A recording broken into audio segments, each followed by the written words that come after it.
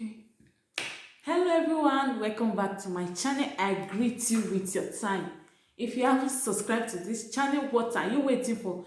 Please hit the subscribe button, click the notification bell. Whenever I upload video, you will be notified. If you are subscribed already, God bless you. I don't come back again. No, I know soon I go say this girl don't come back again. Yes, I don't come back again with another interesting video. My people know this video now for Mrs. Right looking for Mr. Right. You will be that single lady.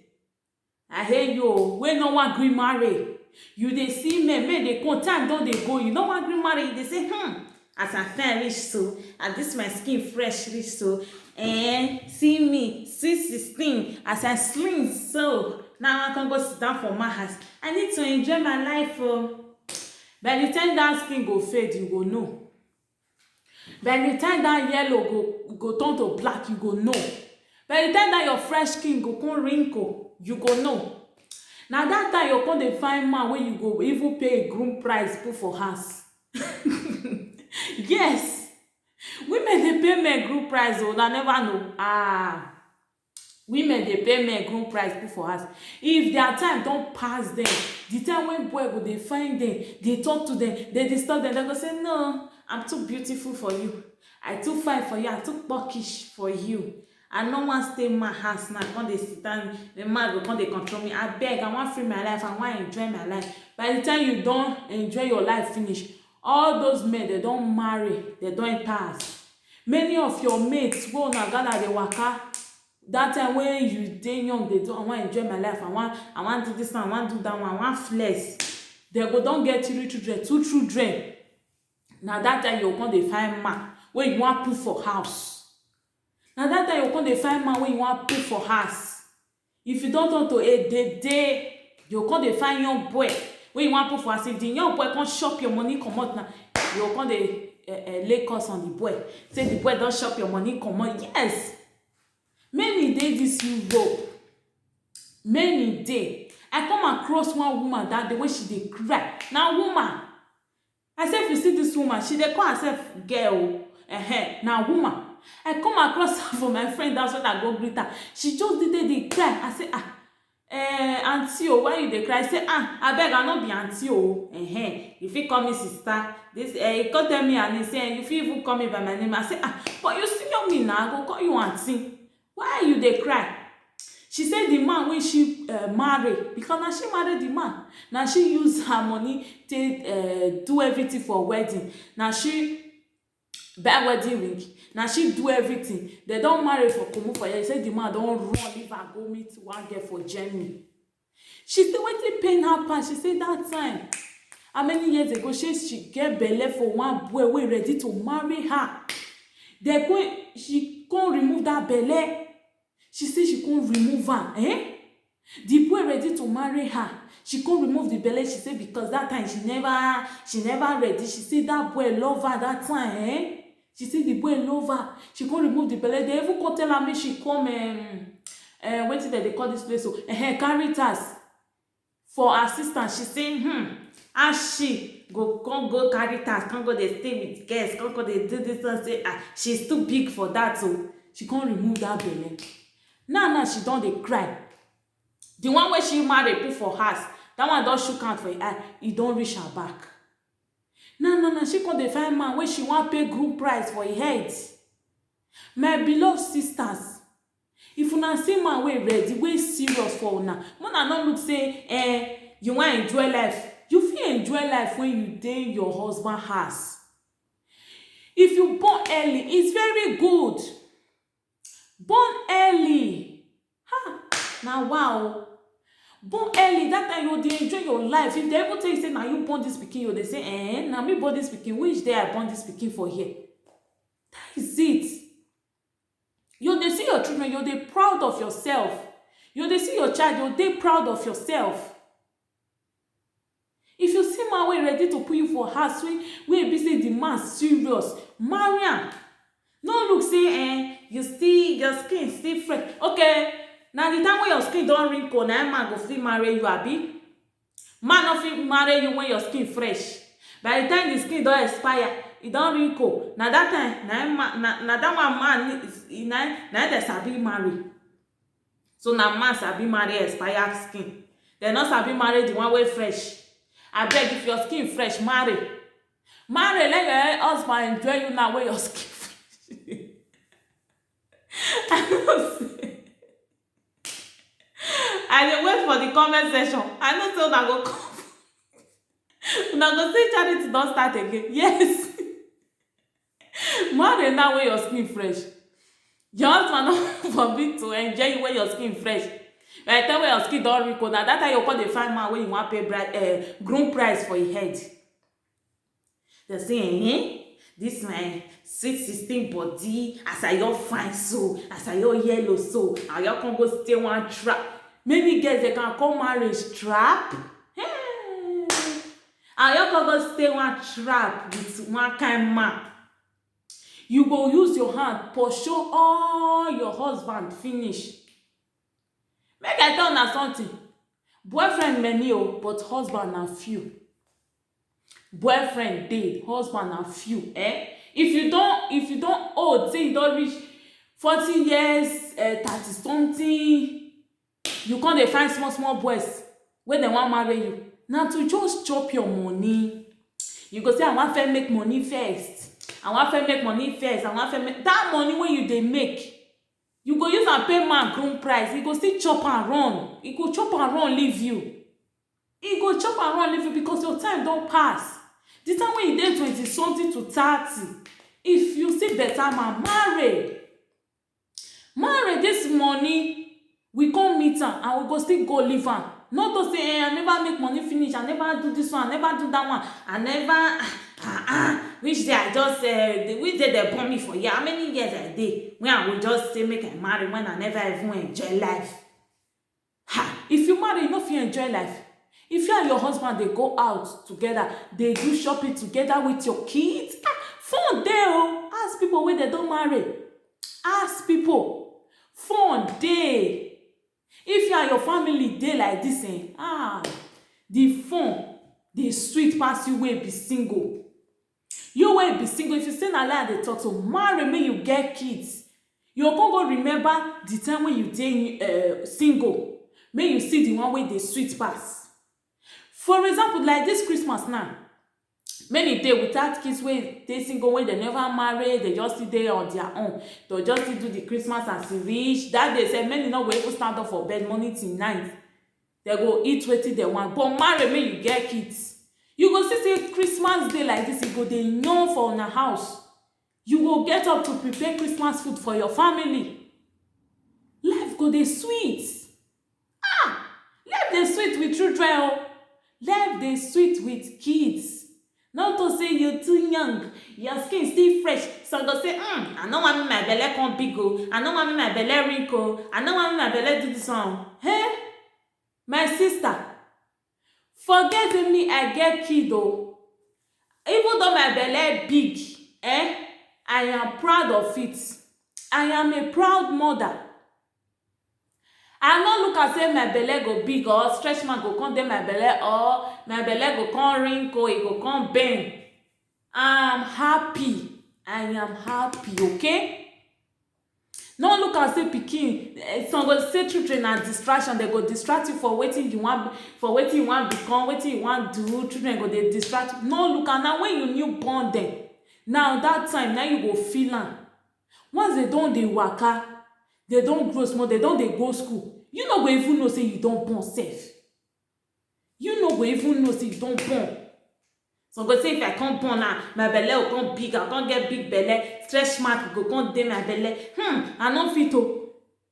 If you still born later, that stretch mark go still dey, you go still big if you want big. Now the way you take care of yourself when you new born, when you new put to bed, na that time, na that hand, na your belle go take follow you. If you take care of yourself very well, you go even see say if you and person wey never born stand, they go choose you. That person wey never born, you go still dey there for how many weeks? How many weeks? You go see say na you go even dey hot pass that person wey never born. na the way you take care of yourself. So not look say children na distraction, not look say marriage na distraction, not look say you too young, not look say you too fine, not look say you too fresh to leave yourself for one man. I know say marriage na lifetime thing. Marriage na school wey be say they no dey go finish. No marriage wey sweet, even relationship no one wey sweet. Anybody tell you say in own sweet na lie. Hard times go come. Na for you to fight and overcome that temptation and overcome that hard times. Fight for it. Fight for your marriage. Make your marriage work out. No one wey sweet. If you see better man wey serious for you, marry the man. Marry the man. I know say some men, their own still dey their body. I'm not talking about the ones that are not serious. I'm not just saying man today, you just rush enter like that. First study the man, know the kind of person wey that man be. Before you go enter that marriage, before you go agree with that man to marry him, and make sure say that man pay money for you, he marry you. Make sure say he marry you. Okay? No look say you too beautiful. You are not too beautiful to get married. You are not too beautiful to get married. No look say you too fine, your skin too fresh. Okay, if the skin go expire, now I don't want the job to baffle me for inside. If the skin go expire, now that time now the man will come marry you. So the man not fit marry you where your skin fresh, where you fine, when your face don't dey wrinkle. Now that time now the man go to marry you. Now fit for the man, wrinkle skin, wrinkle face. Now good for man to marry you. I beg, marry man when you fine, marry man when you fresh, okay? Now be the time when you don't dey stress out, finish, you don't work, you don't labor for life, you don't, your age don't dey go. They're going to say age is number, age is number, age is number, age is number. Let 10 years add to your age now. As at now what we dey talk, make 10 years add to your age now. May you see whether you go still remain the same. May you still say time dey go. I know say age na number, but your body go tell you. Your body go tell you say, you don dey old o. Your body go change o. 10 years time, I know say not be like this I go be. So I better need to plan my life well now.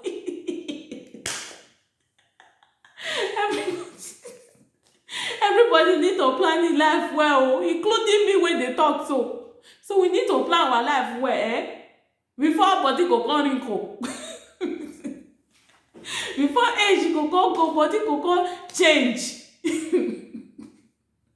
Before body go come change, my sister, better you plan yourself well. Marry when you are still young.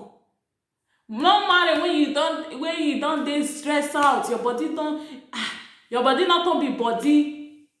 Now that time you come say pikin dey stress you, because you that strength is not too dey there again. Body don dey old.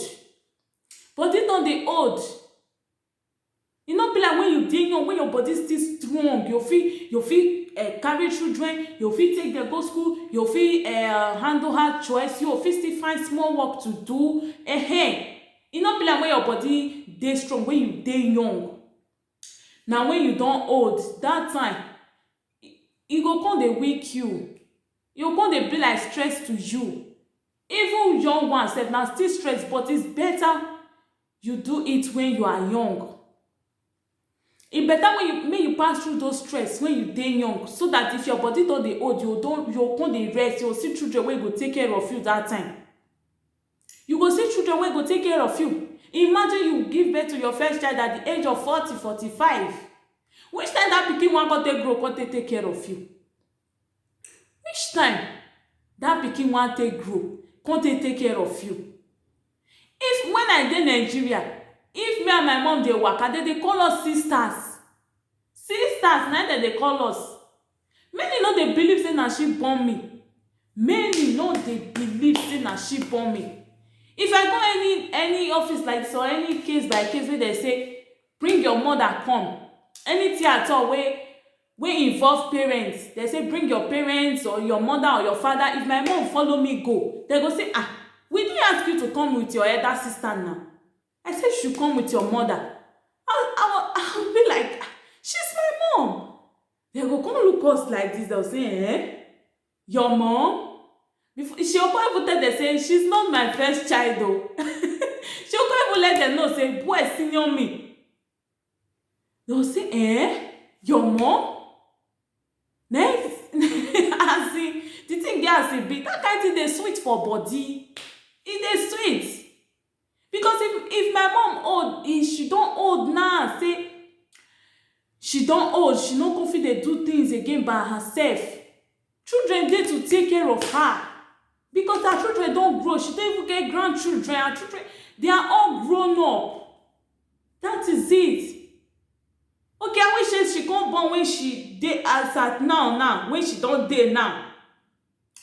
This time when we dey now, she come born her first child now. Which time that pikin wan come take grow, come take care of her? Which time that pikin come take grow, come take care of her? I still remember when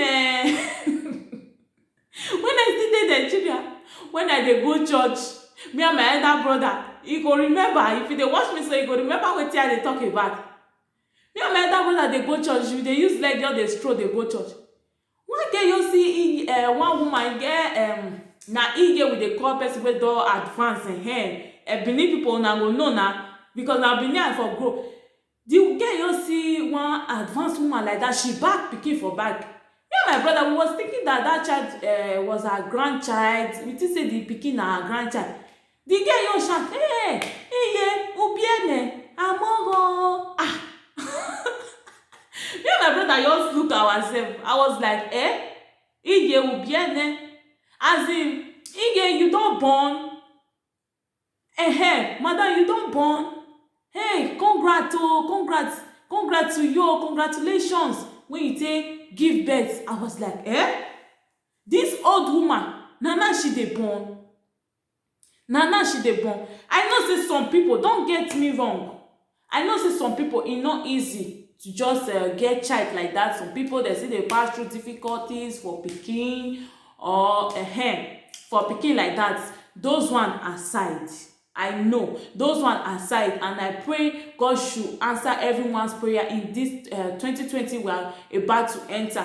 Those that are looking for the fruit of the womb, God will give them their children. They will carry their children this 2020 in Jesus' name.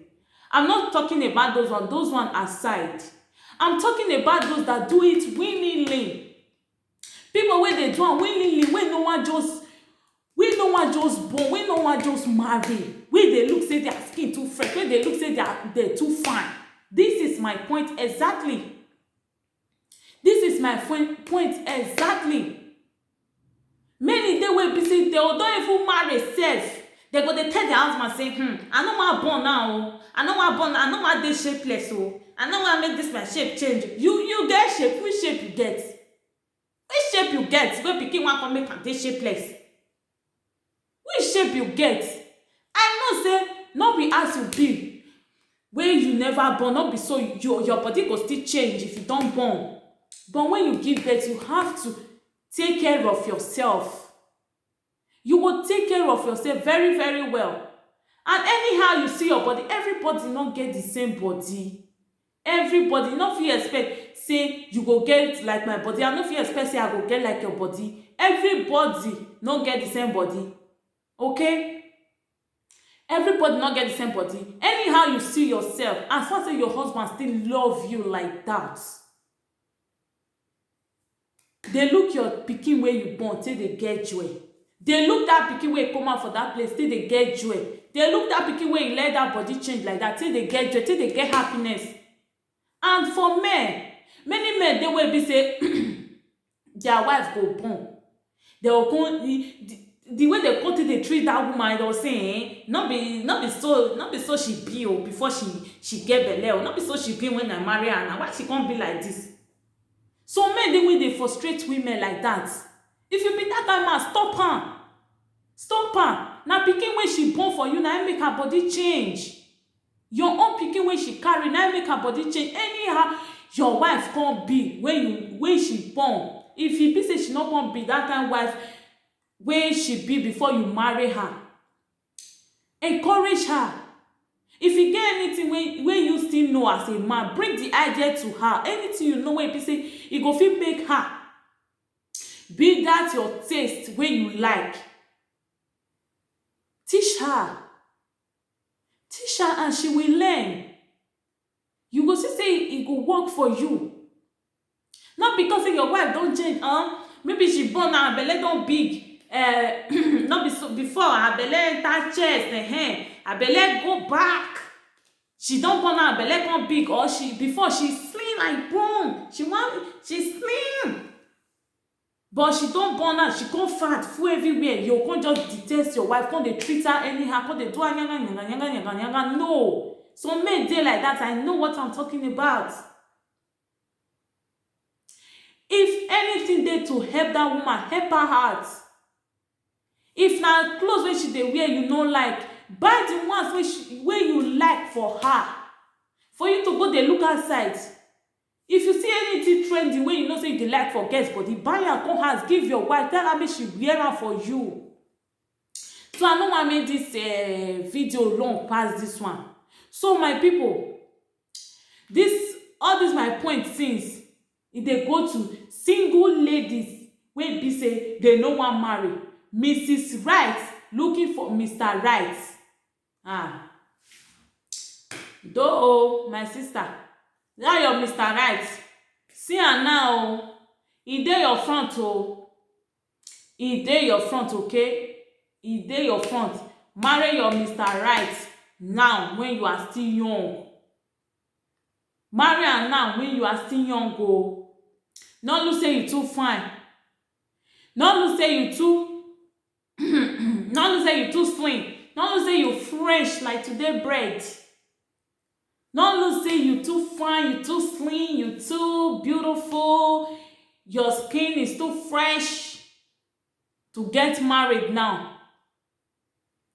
Get married at the right time. Okay guys, see you in my next video, and bye bye. Stay blessed everyone.